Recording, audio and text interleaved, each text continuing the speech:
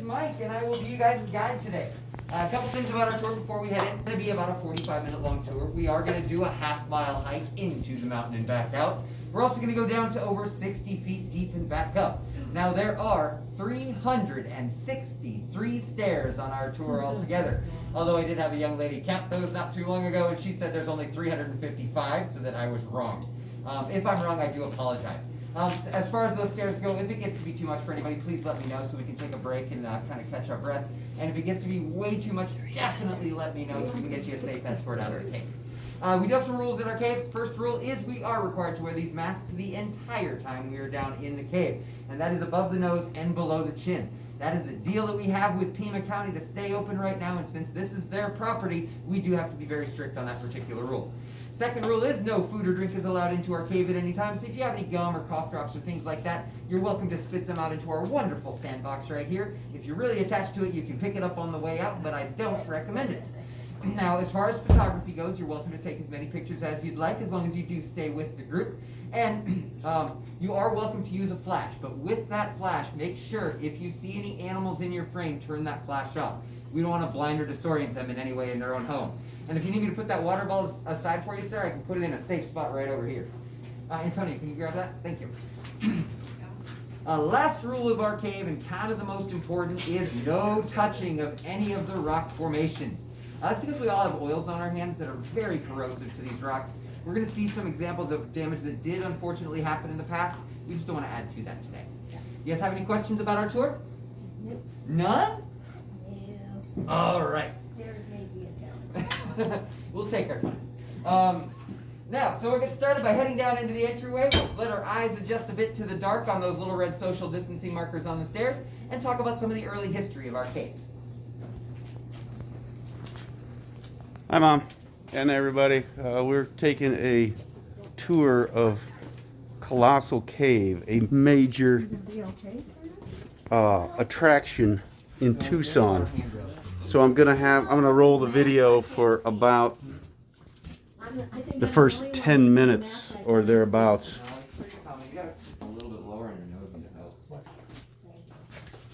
I know there's quite a few of you that love rocks and love caves, so I figured I wanted to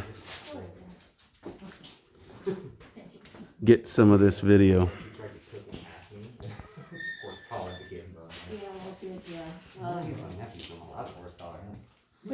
Which way are we going? We're going to go that way eventually. Okay. All right, guys. So, geologists believe that our cave started forming about 300 million years ago.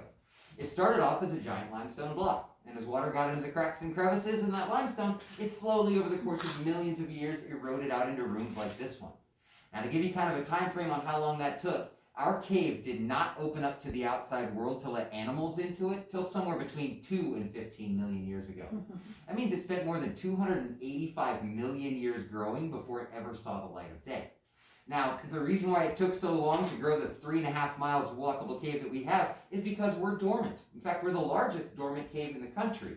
But at that 3.5 miles, we are much smaller than most active caves. Now, active caves do have natural water sources flowing into them, like rivers or even springs that allow the crystals to grow and the limestone to erode at a constant rate. Now, since we don't have those natural water sources, Colossal only grows for relatively very short periods of time throughout history. The last one of those was actually the last ice age. Now, back then, this whole area was a giant inland sea. It was also kind of a tropical region, so there was more rain coming down, saturating the ground around us, and letting that water flow freely through. Now, the first people to use our cave were called the Hohokams. The Hohokam peoples were groups of traders that lived in this area back between about 900 and 1450 AD. And how they survived the harsh climate of Arizona back then? Simply trading goods and services group to group to make sure everybody was doing all right. So I think it's kind of cool. Now, they would have used caves like ours as stops on their trade routes. They would have used them for ceremonial purposes or even just simple storage. The main reason why the Hohokam used caves like ours, a place to escape those 120-degree days we get down here in Arizona. Now, we do know that the Hohokam were here because some artifacts were discovered in this room. They found some tools used for cooking, tools used for creating paints and dyes and things like that, which we'll see in a little bit. But the surefire sign that the Hohokam were here would be that smoke stain on the ceiling right in the center of the room. Oh, okay. So So they didn't have a hole for the smoke to go No, it would just drain out. You can see where it stained all the way up to the entrance. Oh, okay. Which means they set up their fire pit right here on this little platform, and they carved that divot into the limestone boulder next to it to use it both as an oven for cooking and a kiln for the pottery. Now, the first person to officially use our cave was a guy named Solomon Lick. In the late 1800s, Solomon was a rancher that owned all the land around us. He also had a hotel a couple miles away that he owned. And he was out looking for some lost cows one day in 1879 when he felt a really strange wind coming directly off the face of the mountain. Upon further investigation, Solomon found this entryway that we all just came in, except at that time, that was 3 feet tall by about 2 feet wide. And he squeezed through that tiny little hole to find, well, this.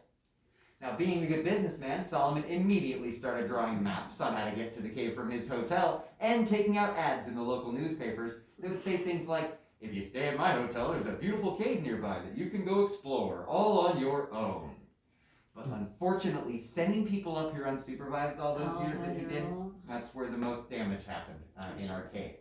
Later on, a guy named Frank Schmidt took over the property and really did a lot to preserve the beauty of this place.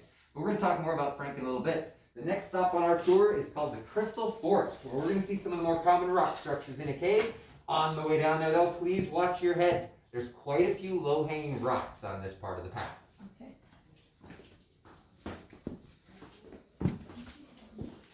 And this guy right here catches a lot of people off guard. So stay to the right.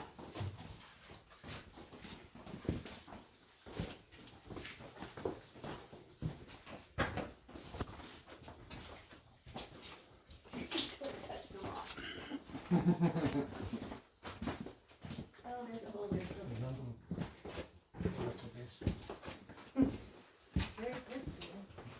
Get one of our guys. I just had a knee replacement. Think of Oh. please. Oh, is it better? It's so much better. Oh, See good. what I can do?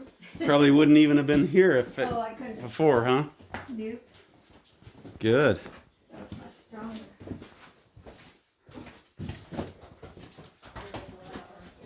The bionic woman. This is cool. Well, no natural light gets Sorry, past you that guys. site. I gotta take a picture. This is kind of neat. Look up. So a lot of people do ask, yeah, come on, my social distancing comfort level is whatever you would.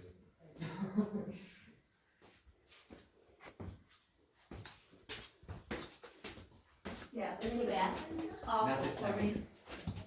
Well, I don't care what. there's one. Wow, look at that this. lives in Look here at on that. the compare there. So pretty. Wow.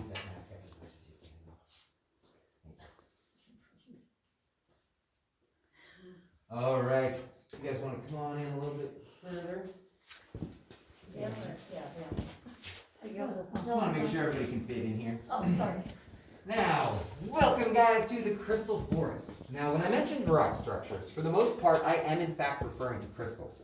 Now, this brownish coating you see on the outside of these, that's a collection of dust and pollen that got carried in on the air currents and creates a protective coat around that crystal. But up above us, we have crystals called stalactites. They hang tight to the ceiling. Down below them are the stalagmites on the ground where you might trip over them. In the center we have what's called flowstone, and at the edge of it is dripstone. Now how these form is when water's traveling through the ground above us, it picks up calcium in the limestone, and it turns it into a mineral, calcite. Well, as it's dripping from the ceiling, some of that water evaporates, leaving the calcite behind in crystal form. Now they start off as tiny little hollow straw-like formations at first, that build on themselves over time till eventually they become the icicle-looking formations above. Now stalactites are the faster growing of our crystal formations in the cave thanks to gravity's help. They still only grow at a rate of about 1/2 inch every 100 years. And that's only when the cave is active. Now, as the water drips down to the ground, it carries any excess calcite with it and starts building the stalagmites from the bottom up. But also thanks to gravity, they grow at a much slower, less predictable rate because they're forced to spread out before they're able to build. When those two formations do grow long enough, though, they connect, like these columns right out, like this column in the center. Now, the flowstone is what happens when calcite is left behind on some sort of structure in the cave. Now, in this case, this was a couple of boulders. Now, as the water poured off these stalactites above, it flowed over the sides of those boulders, leaving the calcite behind as a crystal shell around the rocks. You can even see where it used to ripple as it flowed over these. And it would get down to the edge, dripping down the side, creating the very well-named dripstone. Similar to the stalactites and stalagmites, it's actually connected to that formation on the inside. Now, this guy right here is our friend, Old Baldy. Now, it used to be considered good luck to rub Old Baldy's head as you walk past him, but the many years of people doing that with the oils on their hands have shrank Old Baldy by a bit and created a raincoat-like texture on the top. So when water eventually flows through our cave, there's no place for any new calcite to collect on this formation, and it's essentially a dead stalagmite because of too many people touching it. Also, we've got the ones that are broken off up top. Contrary to what cartoons like to tell us, that is not a natural occurrence. It's almost always an example of people taking souvenirs. No way. People what? Oh, that was People taking souvenirs Oh. during those early days. Oh, okay. Solomon actually encouraged that because he thought these would just grow back. Hmm. So, if that happened naturally, though, I would not let you guys stand underneath the one directly above That your is a heads up here at the monster. top of the stairs. That is a monster. And for those in the back, when you get to the top of the stairs, I recommend pausing and looking straight up. That one. These look like shark teeth over here. They're kind of yeah. cool. But the one directly above the top of the stairs, that's my favorite because it's so daunting. Yeah, that is huge. Now, as we go around the corner, we are all going to walk underneath Fang. So Fang is the largest stalactite in the cave. It hangs very low over the staircase. It weighs 2.5 tons is the estimate. Now, because it hangs so low, please watch your step.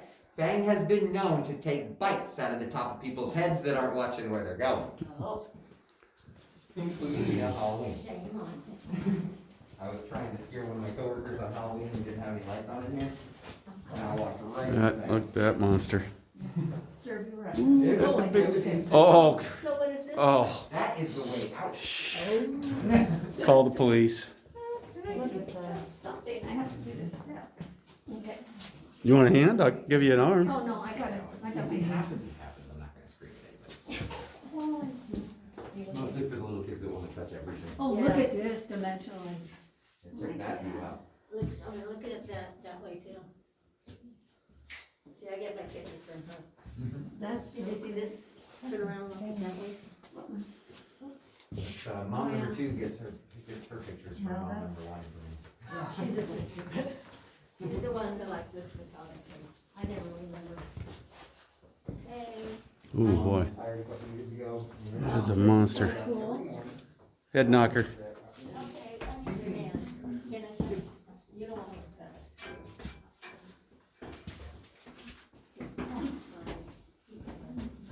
So yeah, everyone she goes out and calls for Tucson. And a drive around her. Watch your head. Wow, wow. This is This is amazing. this is cool. This is so. This thing is, yeah. No wonder this is a major So, must do. temperature in here now. Well, yeah. Natural. We don't have Right? any, Yeah, man-made circulation. it's. The cave breathe. They call it Colossal for a reason, I think. Don't you think? I know, it's beautiful. I spend as much time in here as I can. This isn't the most exciting, but. You know? I live on the Thunder Mountain. I think I'm different. That's It's pretty. beauty, I know it's beauty. Wow. Yeah, I can't just tell you what art is, but I can tell you when I like it. Right.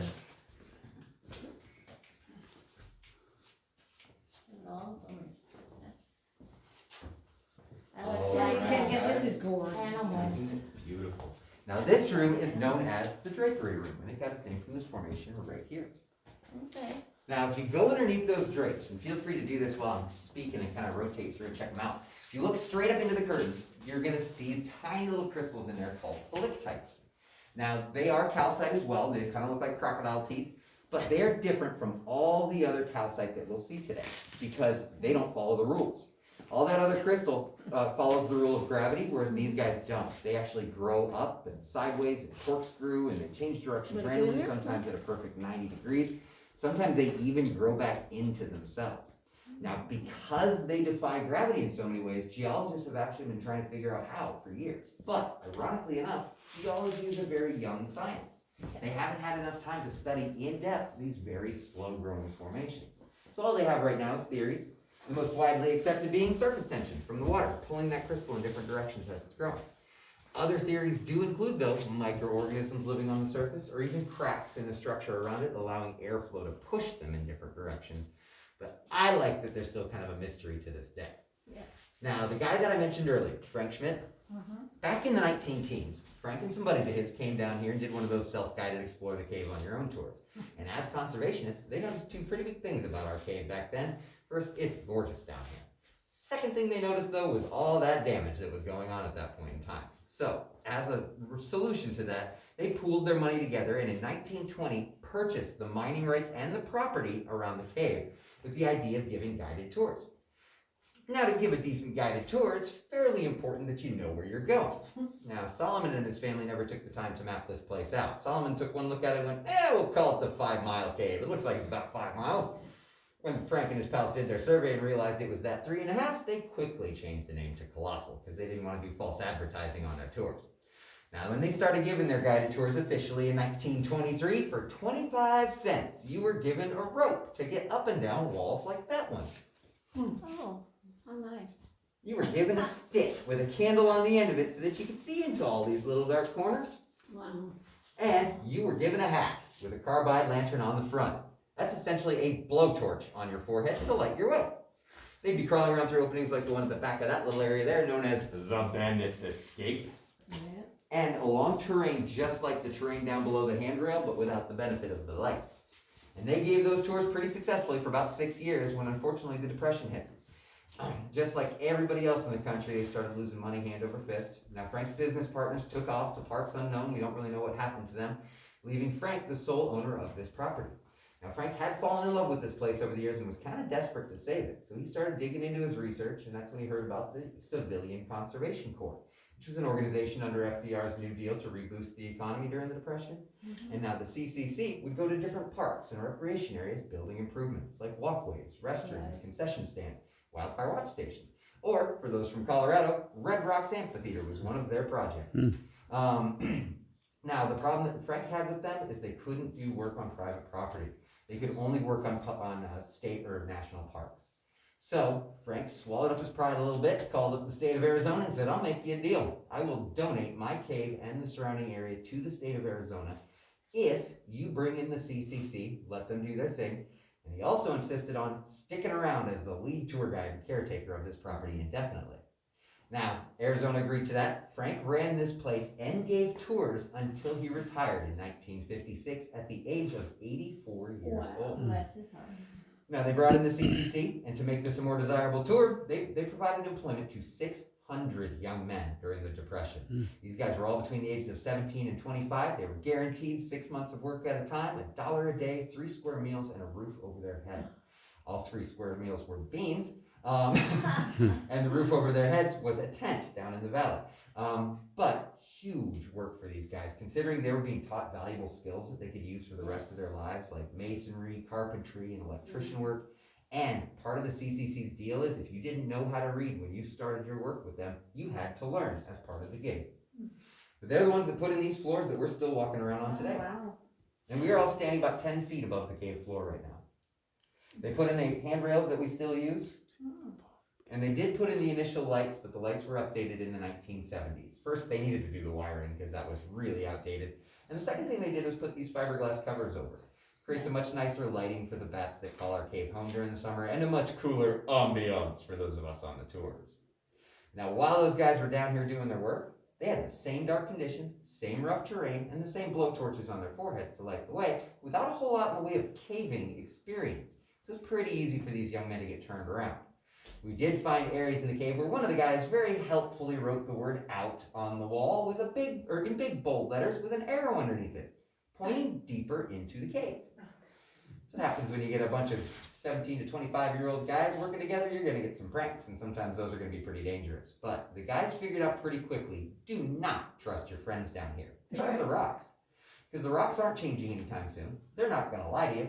And so they would use shapes like our drapes in each room to tell them where they were. This has been known as the drapery room since that time period.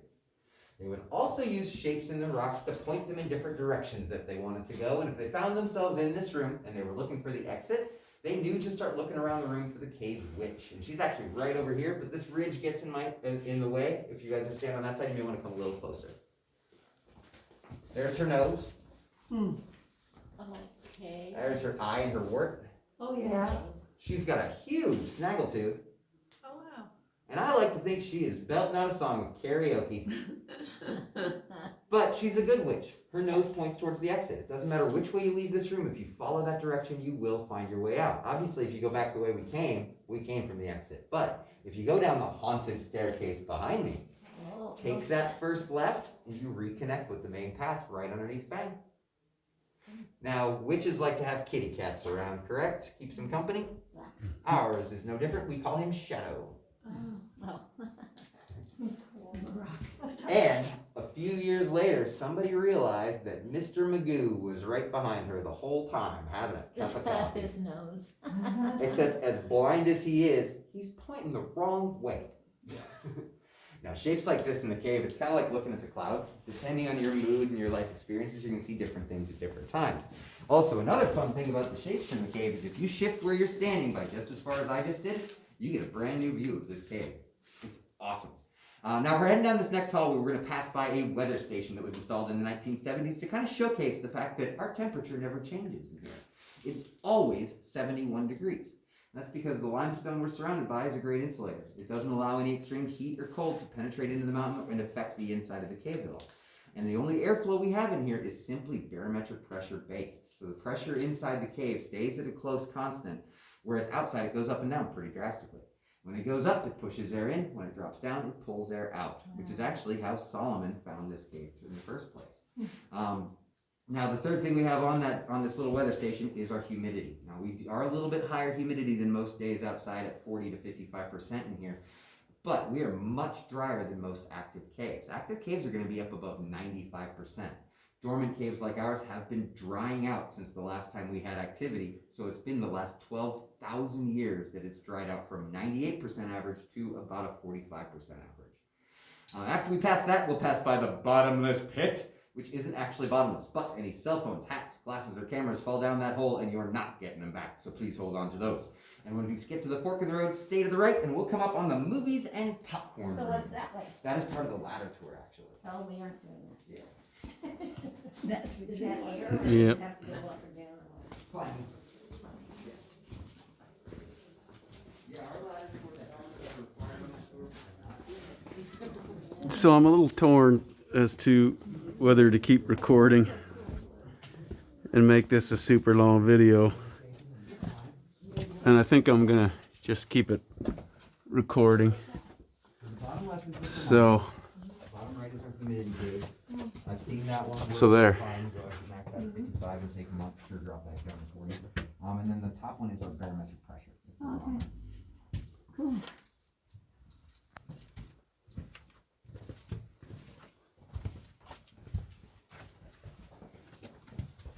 Yeah, during the summer, when it was 115 degrees outside, we'd all be standing right in front of the cave because that wind is blowing right on your legs.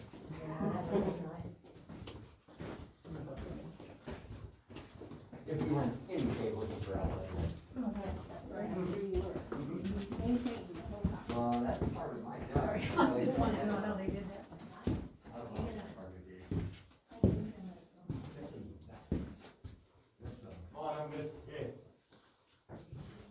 I can get to that later. I cannot put people with hands down.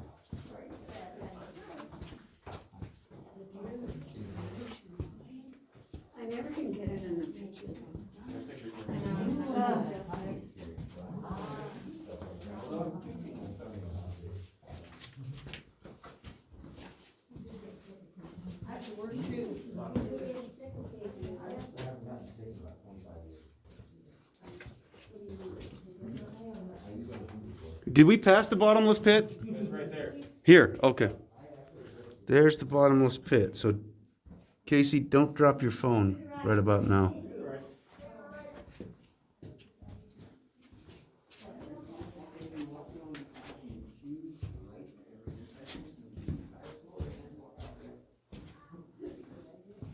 These are the items that the whole cooking show does on. The first one was used for cooking, the second one was used for grinding up clay, something like that. Motor. Yeah, they had irrigation and all that kind of stuff. The whole were actually very advanced for the time.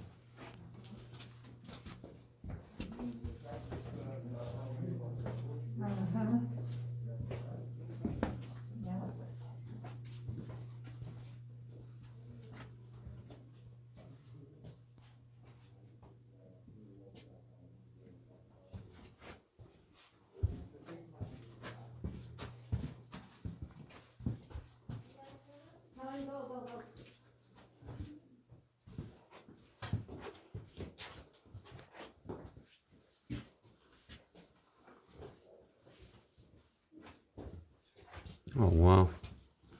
Cool.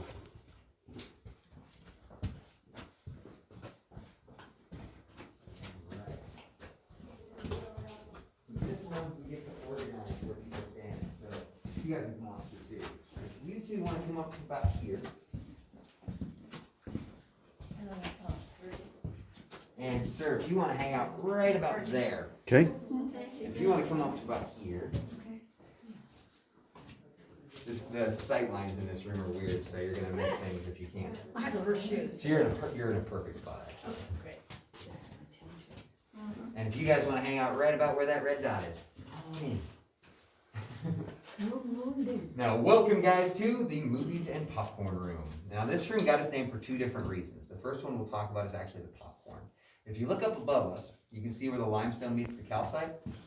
That is essentially the water line in this room when this is an active cave. Now, as the cave drained, like at the end of the last ice age, for example, that process took a couple hundred years. And it would leave that calcite along the wall. It would also leave some water behind in that very porous limestone. Now, the water that was left behind created its own brand new calcite that needed someplace to go. And it would find tiny little pinholes in the old calcite, push through, and create these little popcorn shapes.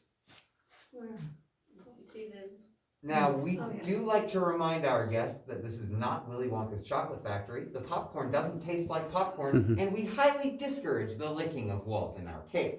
Not all the dirt down here is dirt. Now, the movies part of the name of this room is because our cave has been used as the shooting location for 20 different films and TV shows. Now, the vast majority of those were absolutely terrible horror films from the 1960s and 70s. The one that I've seen from that era, Night of the Leepoos. So that particular film is starring DeForest Kelley, and it's about a bunch of giant man-eating bunny rabbits that are terrorizing the Arizona countryside and happened to live in this cave. It's a pretty terrible film, but it's really fun to watch on Mystery Science Theater. Now, there was one show that is very, very popular, and they did a special in this room back in 1988. And that show was Sesame Street.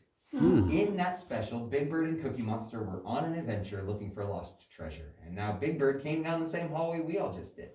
When he came around this corner, excuse me really quick, he saw this guy, which he mistook for a giant Tyrannosaurus Rex. You see the eye and the nose and the mouth?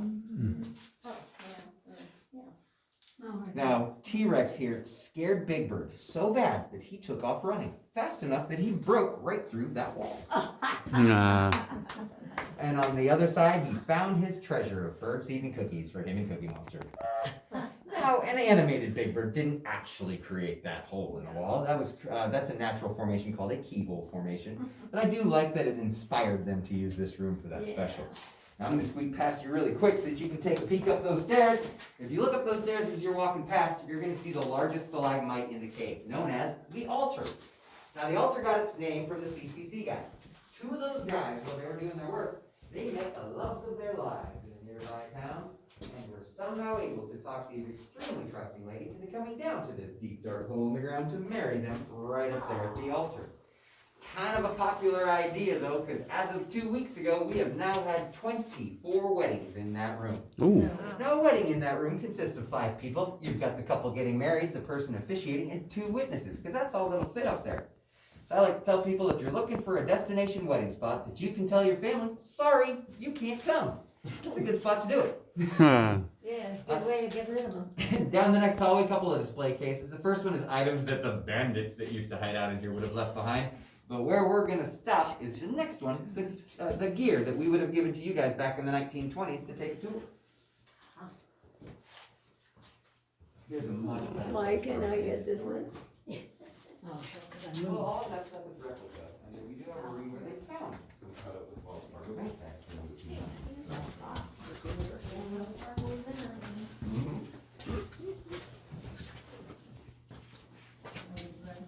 This is not. This is all the genuine. Oh, no.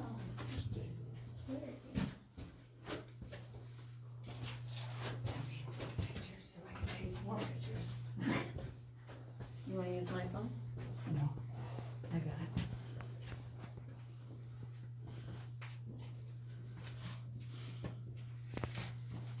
So now, in this case, this is all the gear that we would have given to you guys back in the 1920s. Now, everything in here was actually found inside the cave. They were all leave-behinds by those early tours, except for the hat.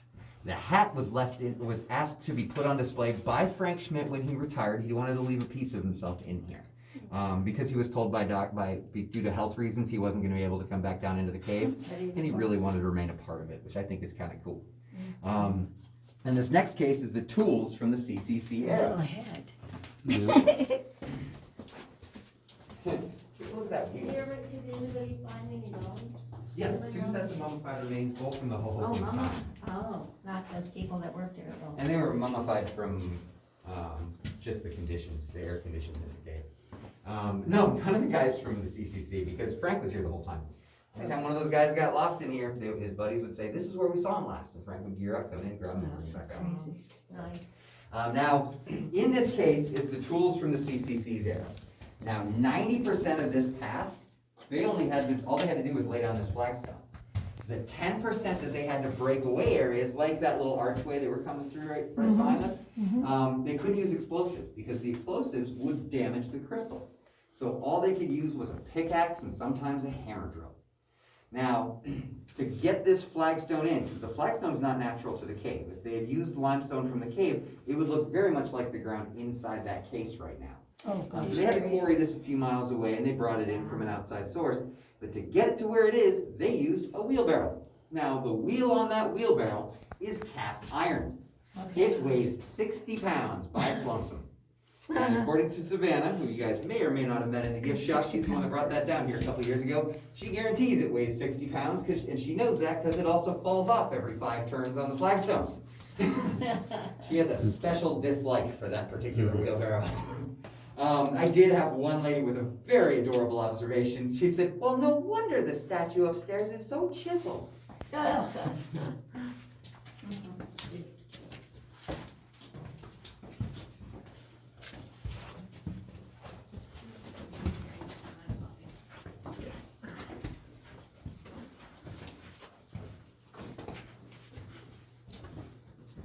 Jeez. So we don't have animals in here because they're all tourists. No, there's 20 koala moon to call this place home. During the summertime, you get flybys from that all day long. So what is that called? A koala mundi, we call them koalas for short. They're Like a related bat? to raccoons. What? Related to Ooh. raccoons. Wow. They're kind of a South and Central American version. That goes down about. Oh, They're jeez. instead of being nocturnal and- Is that the same? The pit of despair? That's the same bottomless pit. Okay. Yeah, we just did a loop. We did a loop. Trying to get us lost already, huh? Trying to. I've usually lost 2 or 3 by now. Oh, yeah, you have a much bigger group. Oh, that's so cool. I'm a big fan of the you're on your own portion of this tour. Thanks. So this is the V in the road. Yep. I moved. Too fast. All right, guys. So the next staircase heading down is known as the domino staircase. It's long, it's steep, and it is close quarters. I do highly recommend using the handrail because if the people in the back fall down, we will all find out how it got its nickname. Okay. I love it when I get Oh, drunk. watch out. I will be careful, yes. So that actually hasn't happened since the 1970s when they had a full bar upstairs. Oh, yeah. That was so clever of them. Tours of 40 people with a full bar upstairs. Yeah, that works. Did they have to sign a paper and waiver? Actually, I think after that happened, they got rid of the bar.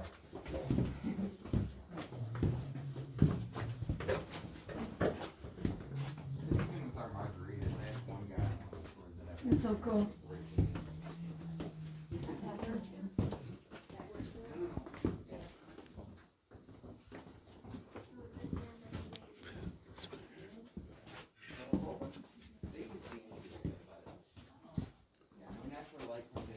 Oh, wow. That's cool. Well, they're only like for moving a torch. If that torch goes out this deep in the cave, that's a death sentence. That's how the two kids passed away, actually. One was found wrapped around his torch like it was the most precious thing in the world. They were adolescent boys. Do you think that they had a similar ceremony for boys? Well, maybe kids didn't know they were cool. And so send the kid down into the cave by himself to find his own way out, be reborn as man. One with the torch, though, they think that he was actually looking for his friend. So without a torch, then one dies because they can't find a way out, right? So part of our ladder tour is crawling through a solution tunnel in the dark. And once you experience that one time, and that's a very safe and controlled environment. But if you're going through here without walkways, without lights, without anything like that in here, it's so easy to get turned around with lights and paths. Yeah. That without that, in the dark, yeah, you're not getting out of here. Do you ever have blind people come through? No. I've never had a blind person. What if they would do? They would probably have a difficult time with the stairs and watching your head and all that kind of stuff. What could they get out of it? This is, I mean, because this was built It's way census. before ADA, Oh, there's, we're not compliant with anything ADA. Yeah, my brother couldn't come. My mom, when she was having a bad, my mom's got MS, and when she has a bad day, she can't do this to her. Yeah. So she waited till she had a good day. Now, this room is known as Frank's living room. Now, when Frank and his family lived upstairs while he was running this place, they did not have AC. So his solution to that summer heat was he brought a bunch of furniture down to this room so that they would have a place to escape those 120-degree days. Now, the guy that ran this place after Frank left was a guy named Joe Meyerhauser. And Joe actually did run this place for 50 years. Joe was also a big poker fan. He hosted weekly Saturday night poker games in this room during the 60s and 70s, and a lot of the people that he'd invite down to You would've been play there. had some sort of connection to Hollywood. That's how the movies got made in our Oh, cave. sure, okay. Now, the other fun story in this room is this is where they did find some cut open Wells Fargo bank bags from the 1800s. Now, there were a group of guys in this area back in the 1880s. And they robbed 4 trains in just about a year's time, hitting the Wells Fargo car every time. A little bit of a side note, it was the same guy guarding every one of those Wells Fargo cars. Now, the first 3 robberies, these guys got away clean, but on the 4th one, the local sheriff in Tucson caught up to them as they were trying to escape. Now, the sheriff and his men chased those bandits all the way up to our cave. And as soon as the bandits got inside of that tiny little opening and had the cover of darkness, they turned around and started shooting out of that small opening at the sheriff and his men. Not liking the idea of getting shot at by people they couldn't see, they decided to take cover, and the sheriff thought, they're in a cave, they're gonna run out of food and water eventually, we'll just wait them out here. Well, they waited up there for about 2 weeks. When word got around to them, there was a group of guys in one of the nearby towns, and these guys were at the saloon, partying up a storm, and bragging about how they just robbed a train and left the sheriff sitting outside a cave. Now, realizing there's more than one way in and out of here, the sheriff and his men, kind of embarrassed, rode into town and the Wild West gunfight ensued. Now, when the dust settled, there was only one surviving bandit. Now, this guy, because of how much money was involved, was given an option. They told him that if he brought him back up to this cave and gave them back that gold, he would not have to go to prison. But the bandit knew it was $70,000 worth of gold hidden up here, and he decided a little bit of prison time doesn't sound so bad if I can just go back and get that myself later on. He did not realize that the guard on that 4th route car had been killed. in the incident. Oh, you did. He got sentenced to 18 years. By the time the bandit finally made it back to town, the new sheriff in Tucson, who had heard about the missing gold, came up here looking for it a few times on his own, was tasked with following that bandit every time he came up here. Now, he took really good notes of all the times the bandit came in and out of all the entrances, but never once saw him carrying anything on his way out. So it is thought that the bandit did in fact forget where the gold was hidden while he was locked up all those years.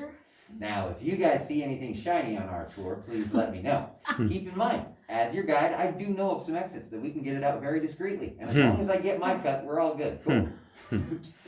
Now, as you guys get down to the stairs that are right behind me, we'll be at the deepest part of our tour. It's over 60 feet deeper than the parking lot. And in the next room is our cathedral, where there's 4 lovely praying nuns on the left-hand side, followed by a bone crusher hanging right in the middle of the path. Right this way. 60 feet deep, that's cool. Yeah.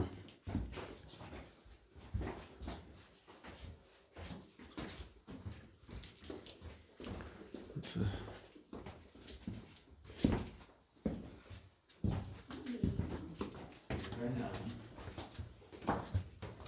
Oh. Okay, do it again, do it again. those are the Nuns. nuns?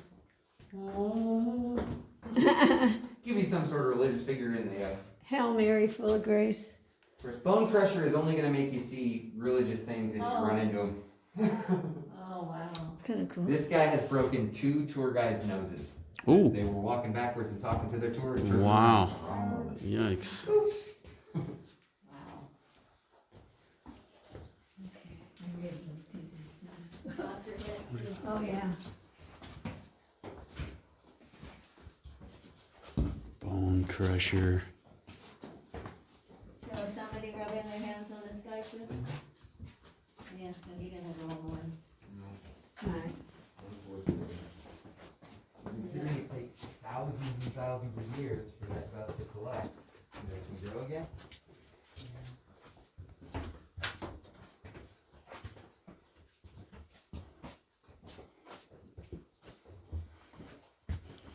So we are, is this the 60 right here? Hmm? Are we going up? No, actually, at this top landing, we'll be at about 43, Okay. maybe 45. 60 was back there. 60 was, yeah. Yeah, that's what I thought. Yeah. That's what I 60 had. was the deepest spot. Is that a shaft? It is. Hmm. Vader shaft? Well, not quite an elevator, but that would be Carlsbad. They're the ones that mistakenly put an elevator in their cave. Yeah, you had wire on that. Why? Why? Keep bats and other creatures from getting in on the light. So what was it you said? Because I've not been to Carlsbad, but I definitely want to. Carlsbad is more vertically cut into the mountain, and so they built an elevator to get back out after you climb all the way down. I see. But don't they, oh, that's a ladder. You've been to This is Carlsbad. the You've been ladder. there, haven't you? I have not been to Oh, Carlsbad. haven't you? So that's the ladder. Now this huh? shaft was actually cut specifically to get this flagstone that we're walking around on into the cave. Oh, okay. The guys from the CCC took one look at that job with the wheelbarrow and went, nope, it'll be easier to carve this hole straight into the mountain. Wow. Now the ladder that you see in there goes 35 feet straight up to where the parking lot is today. Huh. Now, as you guys are leaving the parking lot, you're going to see a little building right by the exit. Right. That happens to be the cap to this shaft Oh, that cool. you guys will drive around. Kind of tells you where we are in the mountain right now. Okay. And so the cars are that direction. Okay. Oh, okay. Yep, about 45 feet up from where we are. That's so cool. This is amazing. Only cave I've ever been in. Yeah. This is your first cave? Beautiful. Uh-huh. Me too. First time for everything, I suppose. And they say there's a lot of Oh, caves yes. that own it. My first cave was outside Colorado Springs, Cave of the Wind. Oh, I've been there. Yeah. Cave of the Winds. They've got kind of a little bit cooler discovery story than we do. This looks like it could be an animal up there. This is our silent waterfall. Silent waterfall. Now, as pretty as the silent waterfall is right now, I love imagining back when this was an active cave, that would have been an active waterfall. The water would have been flowing over it, but very, very slowly. washing away the dust and pollen, building brand new calcite crystal on top of the old. I think it would have been amazing to see Yeah. that. So, of course, considering no natural light gets any further than about 35 feet from the entrance, it would have been tough to see. Now, as you guys are heading up these stairs, the staircase behind me has a very deceptive ceiling. So if you're any taller than about here, watch your head at the top of it. It catches me even knowing it's there. After that, we've got the bowling alley on the left-hand side, because that makes perfect sense in a cave. We've got some sand castles, followed by the El Diablo staircase, where some of those steps are very, very tiny, so watch your step. Okay. You might have to watch my step. I'll show you exactly.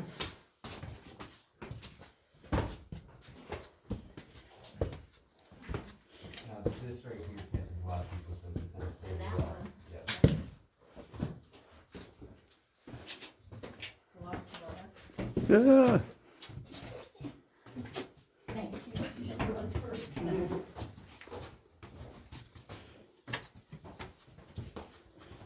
And here's our wonderful bowling alley. Oh, there's footprints. Yes, because we have to change these lights now. I have to take this sweater off and bake it. I know, so am I, but I'm not gonna take them out. Give me your coat. Oh. She stopped the line. and why is it called the bowling alley? Yeah, why You is see it? the pin in the ball? Watch this. The what? Catch it? Almost. Almost. The bowl? Where's the bowl? What do we look? Oh, the hole? No, it's down on the floor. Yeah? Look next to the floor. On the floor is the ball, and just above it to the right is the pin.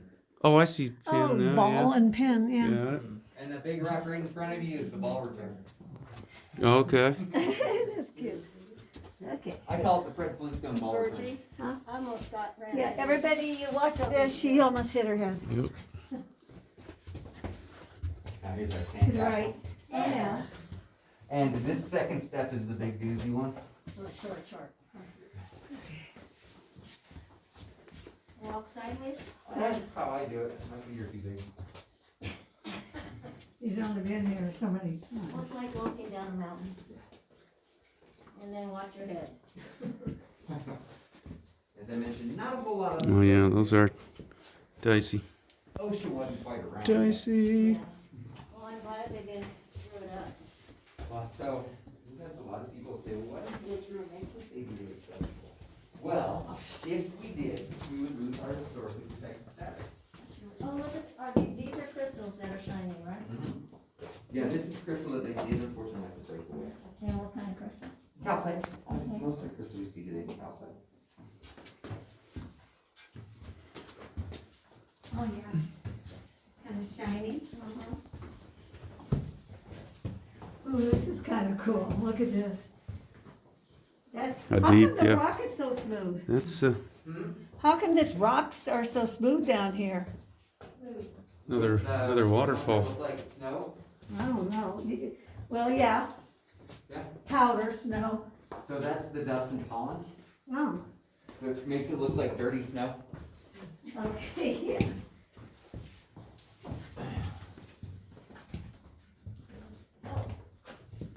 You're welcome to come down and check it out. Oh, that's what we're gonna. This is very, very sturdy, or I wouldn't sit on it. Oh, wow. Oh. We're here. So now, See I thought that? it was a big thing. this room is known as the sinkhole. So I'm not a big fan of that nickname. It's not really a sinkhole, it's a cave-in. But when Frank named this, he decided cave-in sounded too aggressive, and he went with sinkhole instead. But I do like our more recent nickname for this room. We now call this Frank's Shortcut. Because when he was running the show here, Frank used the cave as his sanctuary. Anytime he was having a rough day, he'd head down to his living room, he'd sit back, relax, and kind of collect his thoughts, prepare himself to face the outside world. But as you can imagine, Frank was a pretty adventurous guy. He had also been crawling around this cave way before they even thought about putting these walkways in here, so the idea of simply walking around to get to his living room was kind of a dull proposition for Frank. Now, he would use the original way to get to the deeper parts of the cave, come down to this room, tie a rope off to this rock right here in the center, and he would toss that rope right down the hole. Oh, He would then toss down any furniture, supplies, or friends and family that he wanted down there with him. He'd climb on down himself, and if you look straight back, and for those in the back, it's really easy to spot it as you come around. You can see one of those red social distancing markers on the floor of Frank's living room, 25 feet below us where we just were. Now, when he was ready to face the world again, Frank would come back up the same way that we do as one of our trial runs for our wild cave tour. A free climb up this wall. Wow, you go up there. And then you'd head up to the entrance that we're actually not that far from right now. Really? Now, there's one more thing I want to show you guys before we wrap this up, and that is directly above you guys' heads. Do you see that stalactite hanging down over the path? So do you see the rings in that stalactite? Yes. Okay. Now, you guys want a closer look at one? Because there's some right over here too. Okay. Now, these rings are kind of like tree rings in that they do tell us how old these formations are. But they don't tell us exact number of years. They tell us number of seasons. So the very outer layer, which is that dust and pollen, represents the last 12,000 years. Wow. The first ring inside of that represents the last ice age, the entirety of it.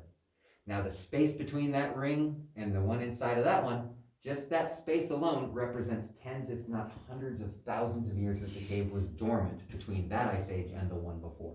Wow.